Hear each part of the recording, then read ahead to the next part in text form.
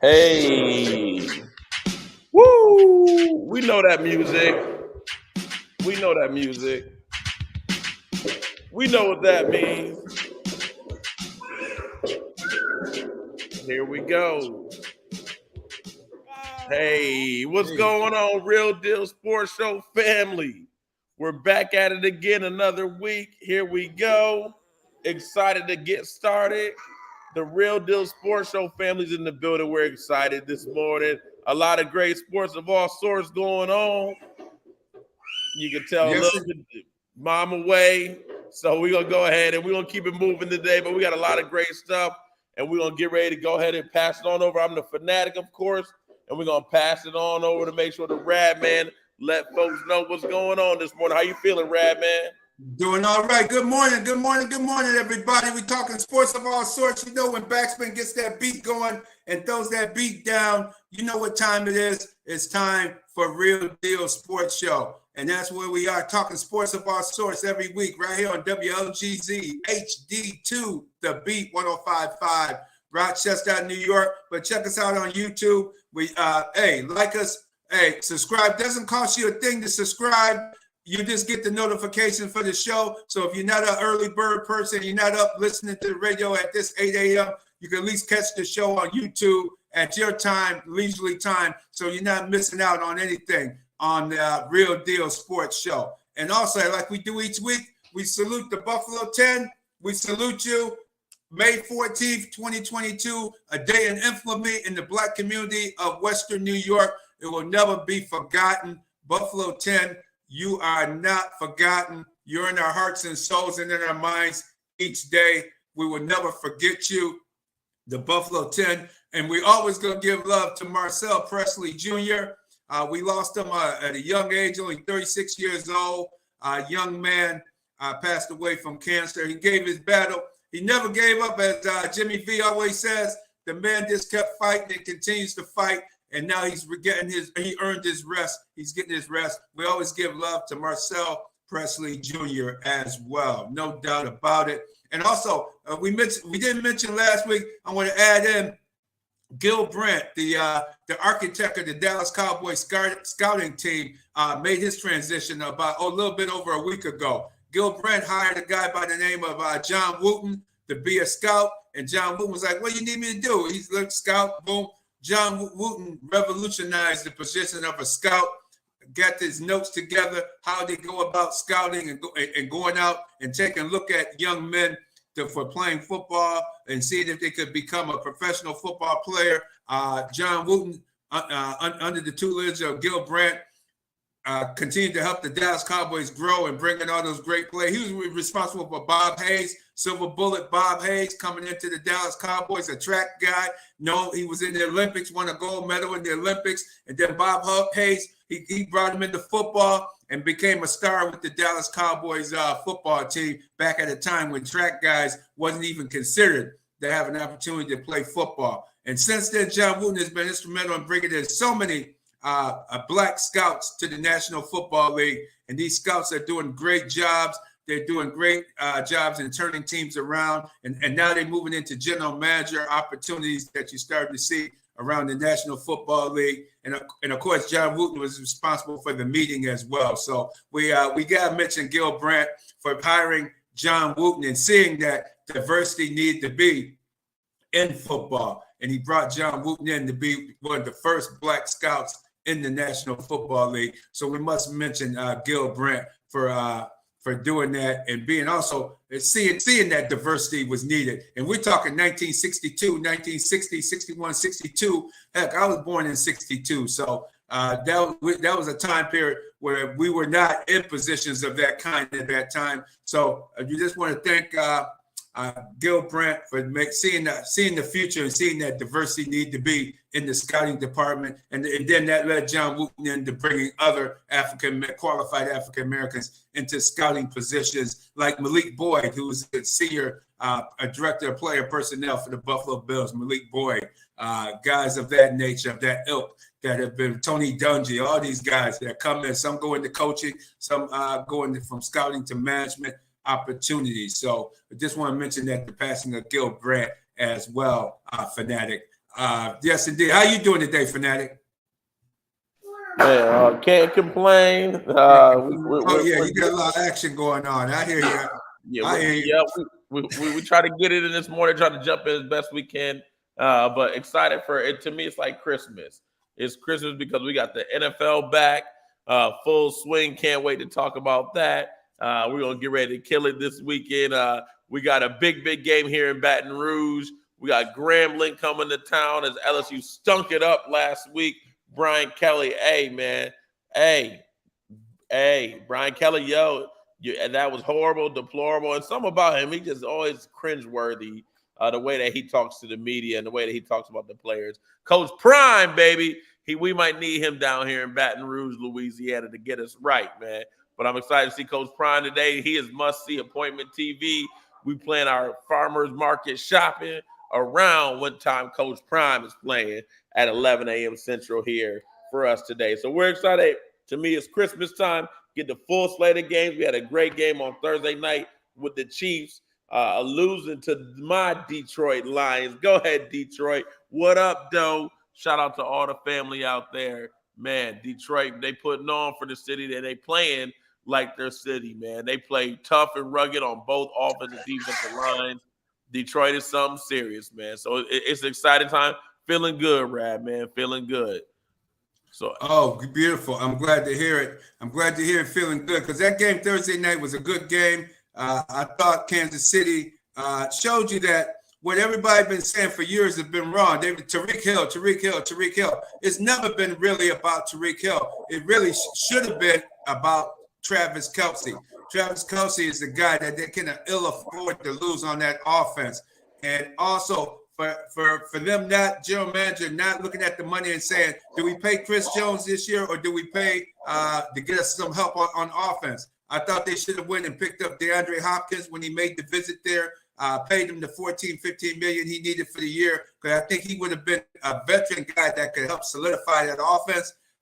Sky Moore is an up-and-coming receiver. Kadarius Toney, he woke up and realized he was Kadarius Toney. He looked like the Kadarius Toney of the New York Giants when the number one draft pick of the New York Giants a few years ago. He couldn't catch a cold. He darn sure couldn't catch the football the other night. Ball bouncing off his hands. The ball was laid right in there a couple of times, and he still couldn't figure out what to do with that football. And I thought the third point of that game, they really missed Eric Bieniemy as the offensive play caller, because you did not see the kind of plays. I think Eric Bieniemy would have ran a reverse with Kadarius Toney, would have handed him the ball, since he said, boy, you having trouble catching it. Let's see what you do when we hand you the ball. Run some reverses, run some little plays out of the backfield, get him into the game gingerly. You can see you can't throw the ball to him tonight. That wasn't, unfortunately, a good option for them. Run the ball, get to Toney, do a misdirection, a reverse type play, just to get him a sweat, because he's speed. He's all about speed. He's not about catching the football. Remember in the Super Bowl, he did catch the punt, ran that punt back for almost to the goal inside the red zone there, and Kansas City scored an easy touchdown thereafter. Toney made a couple big plays. That's what he is. He's a gadget guy. He makes big plays. I don't think the offensive coordinator, remember, this guy who's offensive coordinator, he was there before Eric Bieniemy, and he never went to a Super Bowl. He never took him to a Super Bowl as the OC for the Kansas City Chiefs. So, hey, let's talk it up. You want to get on Eric Bieniemy? Let's get on this guy. Talk about his play calling. Go ahead, Rad, man. That's real. That's real, Rad, man. We haven't heard anybody talk about that. Haven't heard anybody talk about the loss of Eric Bieniemy. And I must say, and I'm going to come back to the Bieniemy point, hey, no, I haven't heard anybody say, yeah, Kadarius Toney dropped some balls.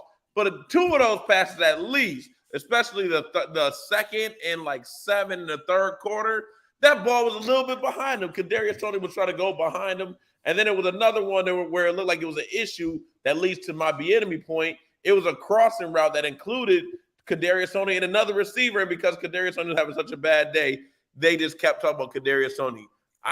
Patrick Mahomes, I don't know who he was throwing it to. Maybe it wasn't Toney, but he had another receiver who they were literally in the same spot. And Kadarius Toney was like, yo, was that for me? And with his shaking confidence, it's easy to see why they blame that on him and why that play wasn't made by either receiver. But that Eric Bieniemy point is really interesting. Brad, man, spin it forward. I know the Bills are going to end up playing the Commanders. What do you expect for Eric Bieniemy when they get to basically play a college team in the Arizona Cardinals on Sunday? Well, I'm sorry. I think Eric Bieniemy factor. You're gonna see. You heard the coach having trouble seeing that because Eric Bieniemy is such a strong-willed and strong personality. You saw Rivera kind of get nervous and make some comments about. You never hear a head coach talk about his own offensive coordinator in a press conference. I mean, you brought it up. Nobody asked him about the dude. I guess he must have scared him, man, because he is a scary dude, man. Eric Bieniemy don't play, man. He old school all that. Because I know when I interviewed him, I was like, oh, wait a minute, let me step back from this dude. Is he? Wait a minute. I asked him a couple questions about his relationship with players. And he came at me pretty strong. I was like, okay, Eric, I see. All right, man, you old school, brother, man. I had to take a step back with the mic, man. I said, man, hold up, man. In case something jump off, right, man? Yeah, it might have been some furniture moving. Yeah, he that type of cat, man. Man, let me listen to what he got to say. And he talks hard. He talks fierce. And remember, he has a military background, too. So you put all that together, he's an unapologetic black man. That's what he is. He's no shame for it. He does a good job, and these young guys need to be talked to like that. Now because they're getting paid big money, you can't talk to them, like they used to in the days back in the day, man. You got to be, you got to be worried of somebody's feelings, man. You're talking football, man. Football.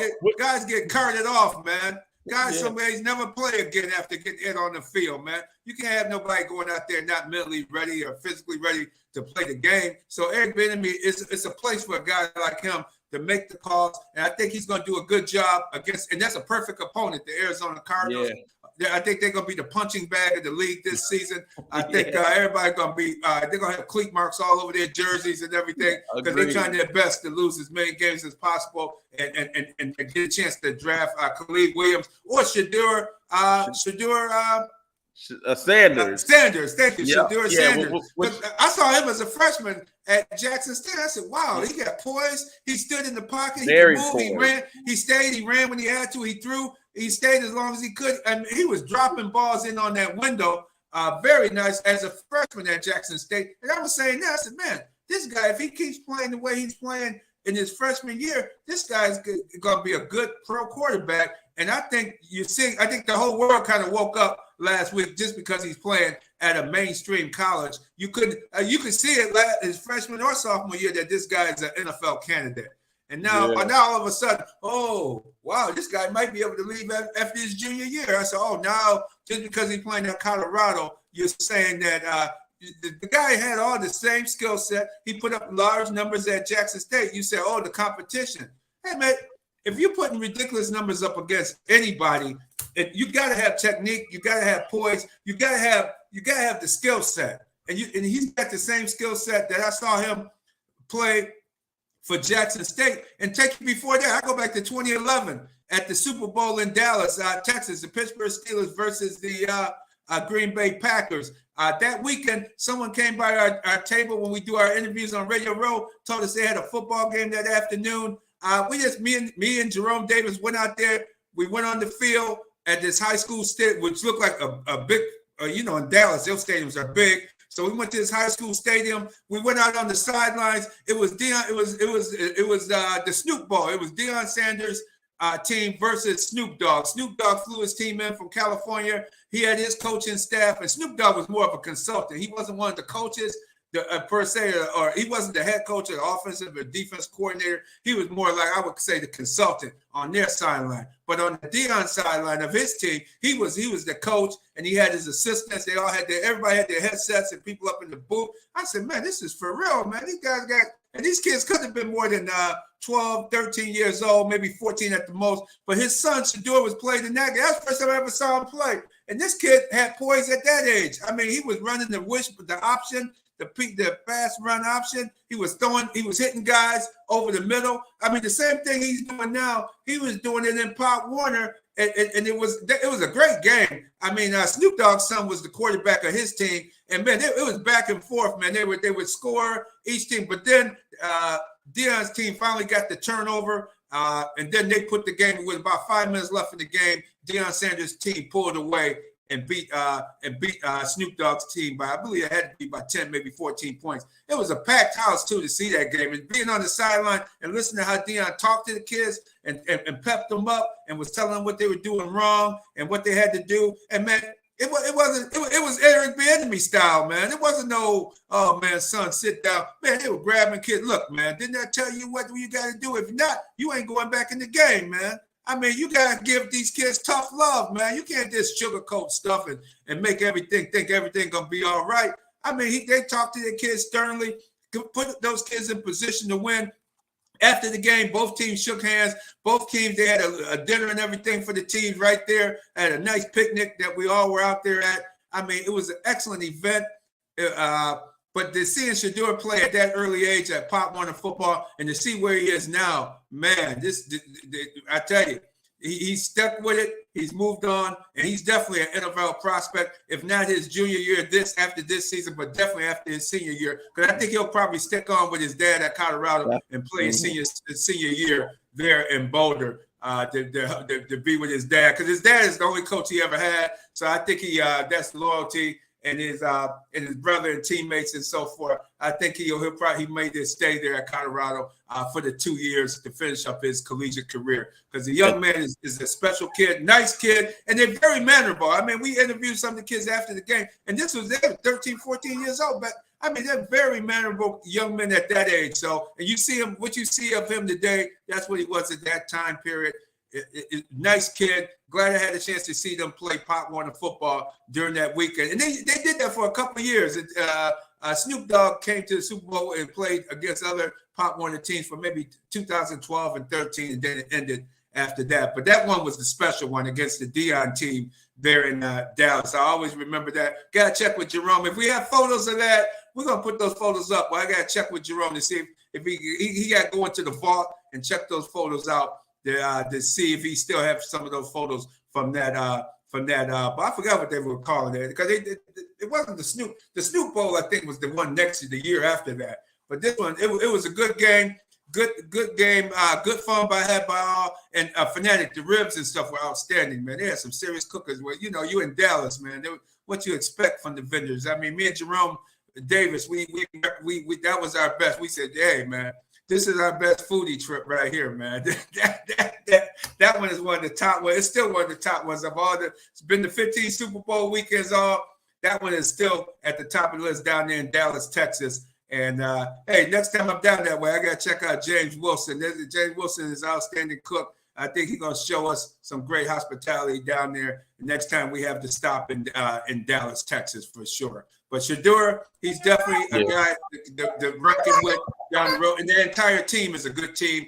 Travis Hunter, defensive cornerback. And remember, Deion brought some of the best guys from HBCU. He had the pick of the litter. So he picked the best guys from HBCUs and brought them with him. And then you had 20 kids that they said, nah, you're not going to be able to make this team. But he had another almost 40 kids quit because of that pressure and how they work, how they work out, how they train, how they run plays. The other guys who were formerly had to leave, but they just quit the team and went on into the portal. So Deion is tough love, man. If you're going to play for him, you're going to play for him. You're going to do it his way. It's almost similar, as someone mentioned this week, very similar to Nick Saban. Those guys are very demanding. They make sure you know. And that's why you noticed last weekend, for college kids, those are kids. They made very few mistakes on the football field. Very disciplined. Yep, and it's funny, and you know who he reminds me of? He reminds me of Rochester's own Robert Douglas Long, known really by R.D. Long. Very much can see a lot of similarity between R.D. Long and Coach Prime, man, because they both are going to do it their way. and you're going to have to be okay with doing it their way as well. So to be in their program is going to be uniquely different, but you can tell those kids love and respect him. So it's a beautiful thing. It is a beautiful thing. Beautiful thing for sure. Now, you see, you have some football fans in the house and everything, and trying to get it together as well. So that's what you're seeing, everybody. You're seeing some good football on the college level, and now we're gonna get to the pro level with the Buffalo Bills playing the New York Jets on Monday Night Football. We're looking forward to that game. That's gonna be a big one coming up, and we're gonna see a lot of action going on in that one coming up on Monday Night Football, Bills versus Jets. We will be there. Follow us. Follow the Radman on Twitter at George Radman. Follow me at George Radman. During the game, I will be Xing out or tweeting out, whatever they want to call it. We'll be doing that from MetLife Stadium. Myself and the sports director for WLGZ HD2, the Beat 105.5, Jalen McGill. Me and him will be at that game Monday night in the Meadowlands, seeing all for ourselves what's going on with the Bills Jets. I think you're going to see a physical game, just like the Detroit Kansas City game. I think you're going to see a lot of players out there. It's young, it's early in the season. You're going to see a lot of mistakes. You're going to see football that's not. You're going to see preseason football in the regular season. But that should be really interesting, especially going into the Monday night game. But one last thing, just about Coach Prime and what is going on there. I love it. People already, and it's funny that we brought him up. This is not scripted, folks. It's not scripted. But you brought up Eric Bieniemy. For those who don't know, Eric Bieniemy balled at the University of Colorado. They were doing things differently. So I know some of the folks already have the Colorado gear. Now I look. They talk about the Colorado Buffaloes gear skyrocket. The merchandise sales through the roof this week. So as Michael Jordan would say, the roof is the ceiling, man. It was crazy. So seeing those numbers for folks being excited about repping the Coach Prime, Colorado Buffaloes, and bringing out their Eric Bieniemy Colorado Buffaloes gear for to rock them moving forward as they go to play at home today. Home opener with Nebraska. I'm sure it's going to feel like LA or Miami with all the stars in attendance for the game today at 12 Eastern on Fox. Exactly. So check that game out. Should be good. And, we got to pay the cost to be the boss. Marion Rivera Insurance Agency, auto, home, health, and life insurance, 1038 Lyle Avenue or 511 BN Road, Suite B. Give her a call, area code 585-360-0094. It's fall, kids are going back to school, back to college, if you get that hoopty on the road for that college student, give Miriam a call. She can save you some money. If you got homeowners or whatever you may need, give her a call. Miriam Rivera Insurance Agency, auto, home, health, and life insurance, 360-0094, area code 585-360-0094. Give her a call if you need to save some money, because every 6 months, or monthly is due. If you think you're paying too much for insurance, give our friend of the show, Miriam Rivera, a call at Miriam Rivera Insurance, Farmers Insurance Agency. Give her a call, save you a hell of a lot of money, just like she saved me and my family. Give her an opportunity, right, Fanatic? And we go back to that Bills-Jets game coming up. Should be a good contest coming up on Monday Night Football. I think the Bills will run the ball. They're going to run a little bit more. You're going to see some play action going on in there as well. I think you're going to see the Bills be able to exploit a little bit of that Jets defense. The Jets playing this game like it's their Super Bowl. It's the first game of the season. You're either going to be 1-0 or 0-1 or 0-0-1. There's only three things can happen, Jets. Somebody need to tell the New York Jets this is not the Super Bowl. This is the first game of the regular season, because they'll be headed to Dallas, Texas for a contest against the Dallas Cowboys in week number 2. So let them know there's a lot more football to be played than week 1. So I hope they don't come out thinking they're gonna shoot their shot on Monday Night Football and the season's over. Exactly. Hey, but that sounds like a sucker, the kind of way to be thinking about it. You better come in with some heart, with some passion, because that sounds like that's how Detroit came in. Detroit came in and said, Kansas City, we aren't scared. We playing it like it is our Super Bowl. Everybody wanted to see if we were paper champions or not. Come on now. I like To me, Detroit matched the physicality. And show up, Bills Mafia. Show up down in New York City. You see all those Lions fans making it out there to Kansas City. I know Darren somewhere eating his ribs was a little sick to his stomach watching that. We know we're going to get Darren back on the show. But come on, Bill. Hey, Radman, you sound like you're giving a built-in excuse already. The Bills better match the energy because you're right. The Jets are coming in like it's the Super Bowl. They the talk of all the big sports shows. Aaron Rodgers' first game Monday night, the Manning cast. Hey, the Bills better come in ready. Leslie Frazier is no more. Let's see McDermott when it comes to him and seeing about if he really going to galvanize the troops and the defense. And, hey, if they lose this game and Sauce Gardner, he's going to be a tough matchup on Stephon Diggs. I'm watching that matchup between Stephon Diggs and Josh Allen. I want to see what's it really like as they get into some trouble, potentially starting on Monday night.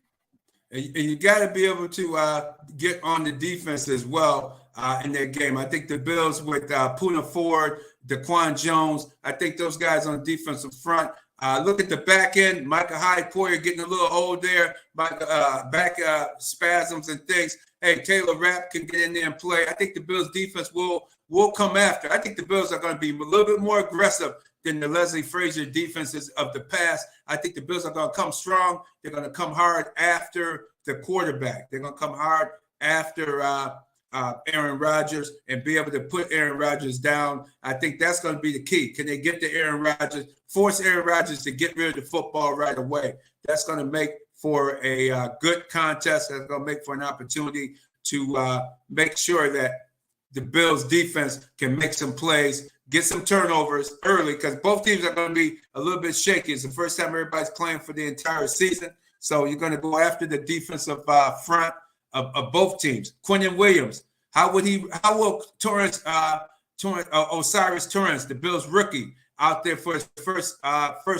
pro game, regular season game, how will he react? Because Quinnen Williams is a tough to handle. The Bills going to have to get some kind of way to deal with him and be able to run in between the tackles and then come into play action passing and getting Dalton Kincaid down the field, breaking in their new weapon on offense. And also Trent Sherfield, number 16. Keep an eye on Trent Sherfield. I think he's going to have a big game on critical plays. Don't be surprised the Bills go to Trent Sherfield, number 16. And then, of course, back to Stephon Diggs and also to the tight ends, Dawson Knox, as well as Dalton Kincaid. But I think James Cook out of the backfield, if you can dump the ball off, short passes. I think if the Bills, he got to take what the defense gives them. And Dorsey better make Josh Allen accountable for his actions on the field and in practice. He got to make sure this guy gets the ball, the short passes. He don't have to throw it 35, 40 yards anymore. Dump that ball off to Cook, let Cook run with it, and then go in between the tackles with Latavius Murray and also Damian Harris to run the football and keep moving the chains to keep Aaron Rodgers and his team off the field. That's what time it is. In this week's game.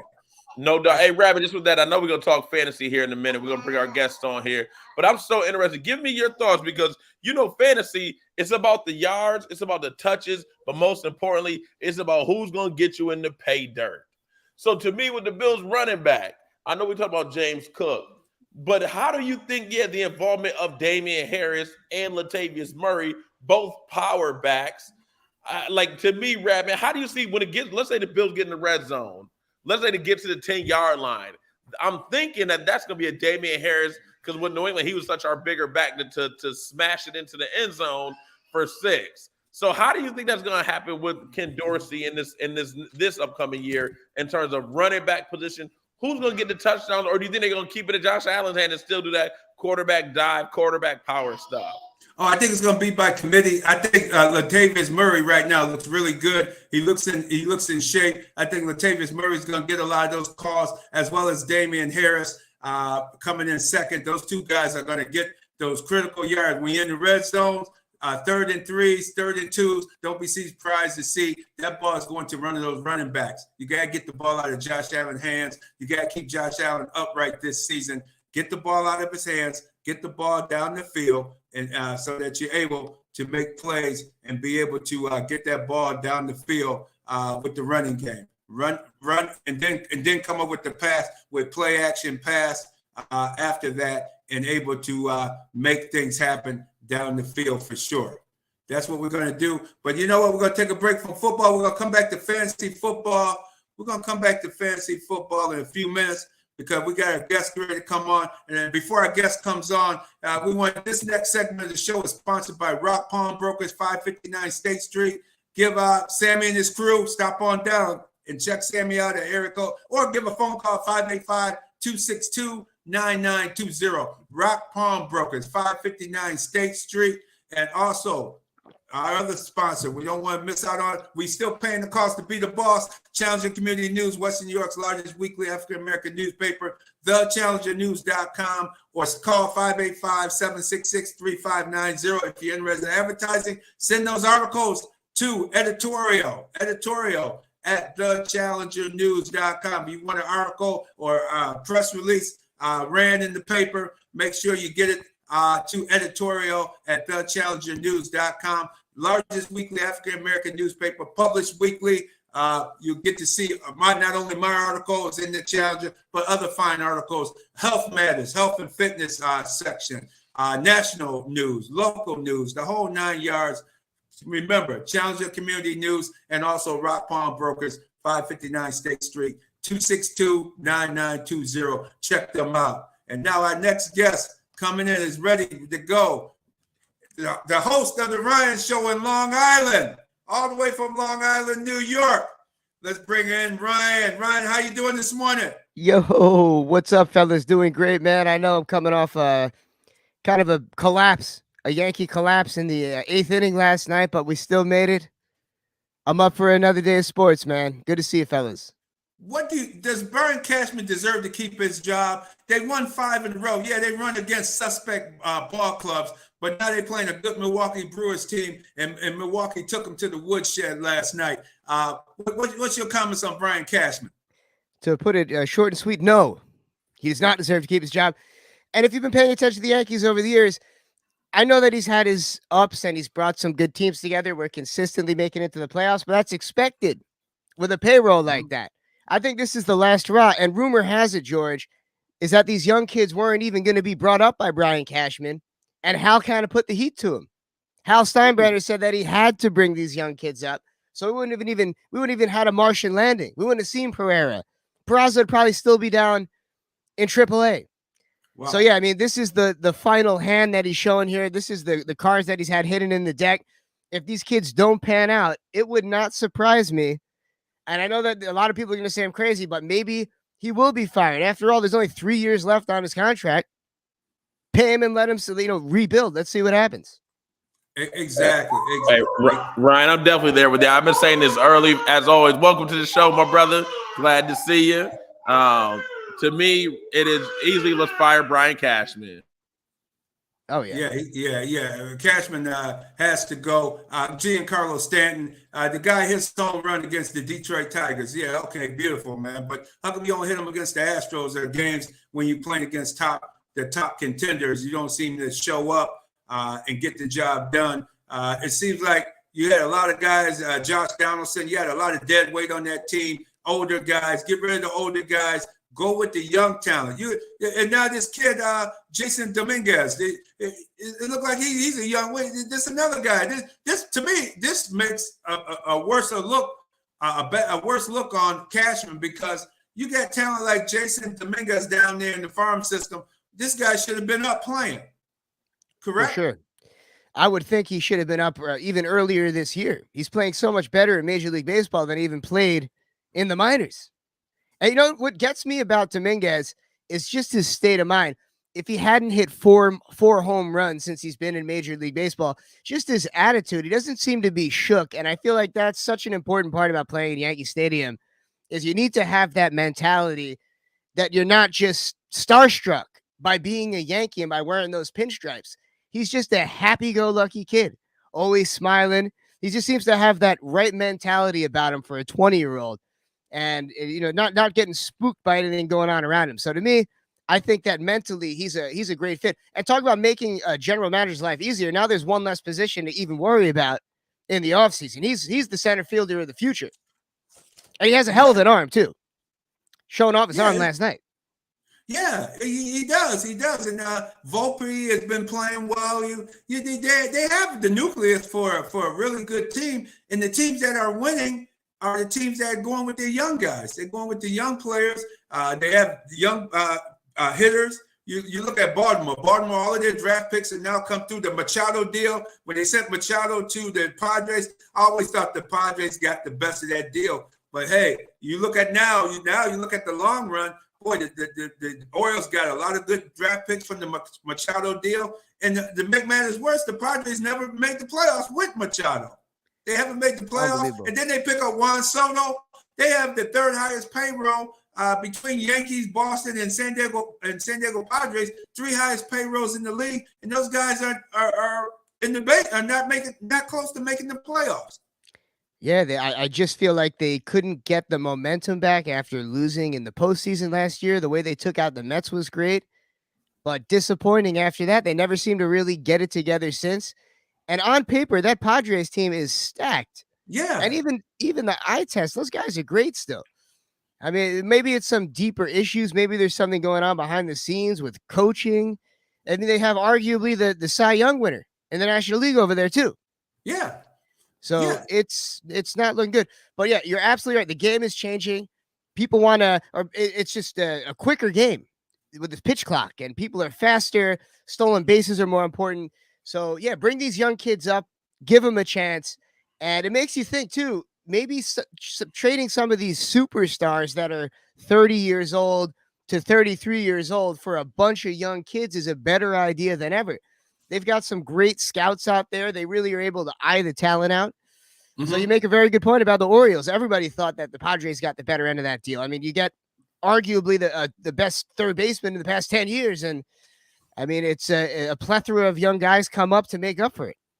Yeah, you either got to win now. When you make a deal like that, you got to win now with the Machados and guys of that ilk. When you trading, and then you get a Juan Soto, you bring him in. Then you bring in pitcher. You got about 4 or 5 excellent. You got Darvish. You got all kinds. You got the Musgrave. I mean, man, you got all kinds of loaded. There's no way that Padres should be sweeping teams. They should not be losing 2 out of 3 games almost every other series. Those guys, there's something going on. They need a new manager. Somebody need to go. Maybe they need Deion Sanders to come over there and give them a talk or something, man. Because they need to be. The Padres need to be taught. They need to be coached up, man, with the talent and the payroll that they have, especially when you see teams like that. But who you see down the stretch, Ryan, of the teams right now that are in contention? Who you think might be a surprise team that you think might be able to take it this year? A surprise team? Maybe Philadelphia again, which I'm not sure if it's even a surprise at this point. Mm-hmm. I do think that what you said on the Ryan show maybe a month ago still resonates with me. And you said that the Braves were going to take it all this year. And that Braves team is looking really good. And you also called out the Rangers all those months back. The Rangers are falling apart. Yeah, didn't I tell you? You called it all those months ago, and they went and they get. I mean, I love to see Aroldis Chapman out there just blowing games. It's about time he's doing it for another team. Right. But man, yeah, not a way to sustain. I was surprised. And then, honestly, I know that they just got swept by the Yankees. That was one of the greatest series I've witnessed in a long time as a Yankees fan. But those Astros are still scary. Yeah. You can't count those Astros out. You can't. And one other thing that you mentioned about the Atlanta Braves, I don't think there's no team even close to the Atlanta Braves this season. I think the Braves will have to lose the World Series instead of winning it, because they're such a great team this year. And Ronald Acuna Jr., 35 home runs, 63 stolen bases. This man has a chance to get 40 home runs, 70 stolen bases. No one has ever done that, and ever in the history of baseball. You talk to tell them again, Rap Man, for the people in the back. Tell them about Acuna, Ronald Acuna Jr. You got to get. Hey, I don't know if you're dealing with Spectrum. Get out. I hear they losing sports or whatever. Hey, find a station where you can see the Atlanta Braves, because this Ronald Acuna Jr., he's worth the price of admission. I mean, 35 home runs, 63 stolen bases. That is unheard of. I thought I'd never see the day of a guy having that many. I go back to seeing Maury Wills and at the end of era with Willie Mays. Willie Mays wasn't Willie Mays when I saw him. He was at the end of his career. But the guy Ricky Henderson, I didn't think I would see somebody better than Ricky Henderson at stealing bases, or the guy with the St. Louis Cardinals back in the day stealing bases, or I'm really losing. And the Kansas City Royals had a couple guys. Willie McGee with the Cardinals was another guy that could steal bases too. I mean, this guy's doing it with relative ease. Acuna, he gets on, he steals, but then if he's hitting doubles, he's hitting home runs. This guy is a difference maker. They got Olsen out there hitting as well. You got so much talent on that. Michael Harris the second, baby, outfielder. He's balling, man. Balling. You know, I saw a quick stat that I think you guys might find interesting. And this is, maybe a little PEDs involved, but there's only been 4 players to ever go 40-40, to ever have a 40 home run, 40 steal season. You guys know who they are? We got A-Rod. A-Rod. Let's play a little guessing game. Who do you guys got? If you were to pick the 4 players that have ever got 40-40 seasons, who do you get? Yeah. I'm gonna go good old Barry Lamar Bonds. Of course, we got Barry. We got A-Rod. This is a good one. Jose Canseco. I love me some Jose Canseco, but Lord knows he was on God knows what. I never would have got him. Jose Canseco, and then Alfonso Soriano. Oh, Soriano, yeah. And Soriano did it recently. Yeah. Oh, my gosh. Pretty recently, but that surprised me when I saw that. They were the only 4 players to go 40-40, and Acuna could go 40-70. Yeah. It's insane. Crazy. That's unheard of. I mean, that's unheard of to see, and he's doing it with relative ease and almost under the radar. You're not even hearing announcers talk about him and the feat that he's doing. Because I'm watching him every other night, and this guy's just hitting the ball he has so much power. I mean, some nights don't even take a full swing in the ball heading out the park. Now this is all, as we talk about this and say this out loud, now my eyebrows up because this is him recently coming off a torn ACL too. Yeah, so it's like, okay, wait a minute. All right. I'm not no speculation or anything, but just saying, coming off an injury and balling like this, crazy, man. But he's must-watch TV. Exactly. So it's going to be interesting to see in the playoffs. I like Seattle's playing hard. The Blue Jays are still playing, but they losing too many games. But I like the Atlanta Braves. It's the Atlanta Braves season to me to lose, for them to lose. But I like the added wild card. It makes an added dimension. The Milwaukee Brewers are playing good ball right now. It gives you more fan bases. You get Milwaukee's involved. You get other cities other than the big cities dominating baseball like they normally used to do. This is the first year and that the Yankees and Boston, either one of them, have been, I think they dominated for the last 20 years of being in first place. Either with the Yankees, New York Yankees, or the Boston Red Sox winning the division. So it's nice to see the division seems to be upside down in baseball right now. It makes for more enjoyable, watchable baseball. It gives everybody something to see. Luke Brock. I was thinking of Luke Brock and Vince Coleman of the Cardinals. Those two guys. Luke Brock, man, he always used to steal bases. I mean, that guy was unbelievable with 888 career stolen bases. I mean, that's a lot of stolen bases. Luke Brock, Vince Coleman, Willie McGee. I grew up with stolen bases was a key part of the game. That was like people bunted to get on base. But this guy, he's hitting for power. Usually, guys who steal bases, they usually couldn't hit that well. But this guy, man, he's batting 334 right now. So man, it's an awesome feat that Ronald Acuna Jr. is doing right now. And we're looking forward to seeing the rest of the season in baseball. And for your Mets, one last thing with you're out on Long Island, you covering the Mets and Yankees. Any hope for the Mets for next year? Well, it looks as though the Mets are they've got a good young core. Just it's hard to stomach everything that happened with the New York Mets because they were slated to be so good and had so much money put behind that team. And they just had that air of almost cockiness. These Met fans, they need to get smacked down every so often, And usually life just has a way of doing it for them. But man, what a disappointment of a season. I know that they've got some great young players there that are doing their thing towards the end of the year, but it's like the adage that we talked about just on what's going on today. You can't trust what you see in September when it comes to Major League Baseball because half the teams aren't playing like they really would be. And, it's almost like not spring training's like the first month of baseball. So, but yeah, I mean, I guess Met fans have something to look forward to. At least they hit the reset button at the right time. See, the Yankees a month earlier had called up these young players, they'd be in an even better position than they are right now. So at least you got to take your hats off for Mets general manager Billy Epstein to, for at least hitting the trigger when he did. He did. You're absolutely right. Bring the young guys up, let them play. They win in some games, they lose in some games. But you can see they playing harder. They're playing harder because these young guys, they want to play. They playing hard. They trying to do the best they can and play the best baseball they possibly can play. You're absolutely right about that. So Ryan, you're right. You can see what the Mets can do next season, bringing in some more younger guys. Obviously, trading for the big name guys is not where it's at in baseball. It's not the winning formula that you see right now in baseball at the present time. Before you go, I definitely want to get your pick for Sunday's game. What do you see about the Monday night's game, the Bills versus Jets? Because I know you also cover the Jets is also a focal point of your show out there in Long Island, the Ryan Show. What do you think is going to take place Monday night? Man, I know that you're like the biggest Josh Allen fan. Number one Josh Allen fan, George Radney. Mm-hmm. I don't think that the Jets are playing together long enough to beat a team that's been together for that long.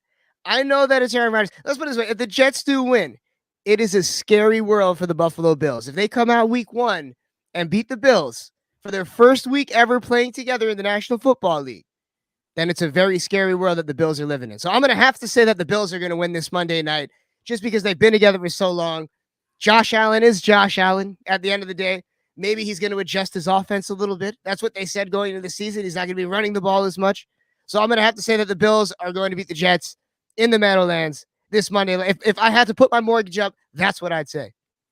I hear you. That's what you would say. Okay, I hear that. That's a good point with the Jets. We'll see what takes place on Monday Night Football. And before we let you go, what's your pick for this week's? What other any other pick? And also let people know. Big Blue, baby, all day. Big Blue. You got the Giants over the Cowboys. You want some bias? I'll give you some bias. Big Blue. We're taking the whole thing this year. Oh man, yeah, you hyped and ready for your Giants. I knew I'd get you started on there. You got Brian Dable. Brian Dable will coach up your Daniel Jones, coach him up a little more. The defense is getting a little solid. You look like you might have something. You got something brewing there in the Meadowlands, Brian. Daniel Jones, aka Josh Allen 2.0, as I've been calling him now. That's what you're calling him now. Great. Tell everybody before you go, how can people get in contact with you?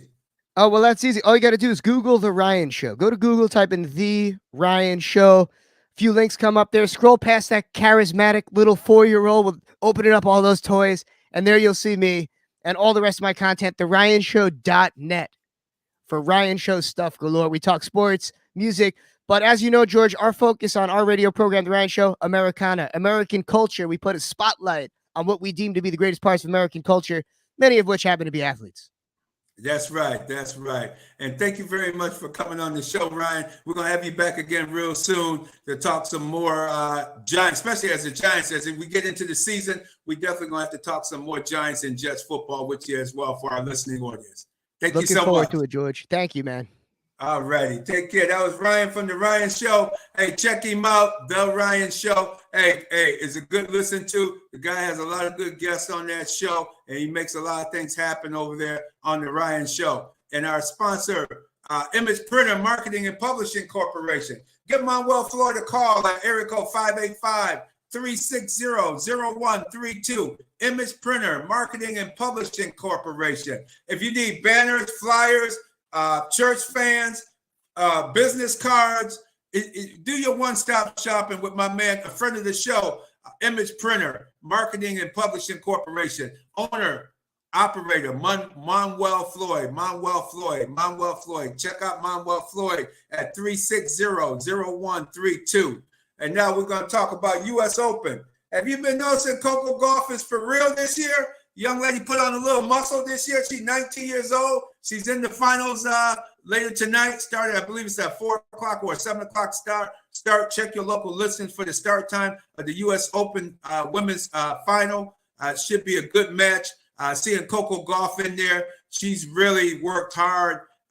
Madison Keys went up against Sabalenka the other night. and Sabalenka, man, Madison Keys had her 6'Love", 5'3", but she must have started realizing she was Madison Keys and realized that, oh man, she started thinking there for a minute, and that cost her the match. Sabalenka came back and started winning. They even went to third set tiebreaker. Still, Madison Keys gave a good showing of herself. She just didn't have the killer instinct to close out the match when she had the opportunity, when she was up 5-3 in the second set after being up 6-Love, 5-3 in the second set, and she couldn't close it out. Madison Keys, keep working hard. Get back to the practicing in the lab. You're so close. But hey, so close don't make a champion. Sabalenka versus Goff. That's going to be a good match tonight. And if you saw the other night, Ben Shelton, American, he went up against Dovacek, and the king showed him why he was the king. He put it on him good. Ben Shelton has a great serve. His volley game is starting to come along. He's only 20 years old. The young man getting a chance to get better. He will be better in tennis as he grows along, because you see he's about 6'5", 6'6".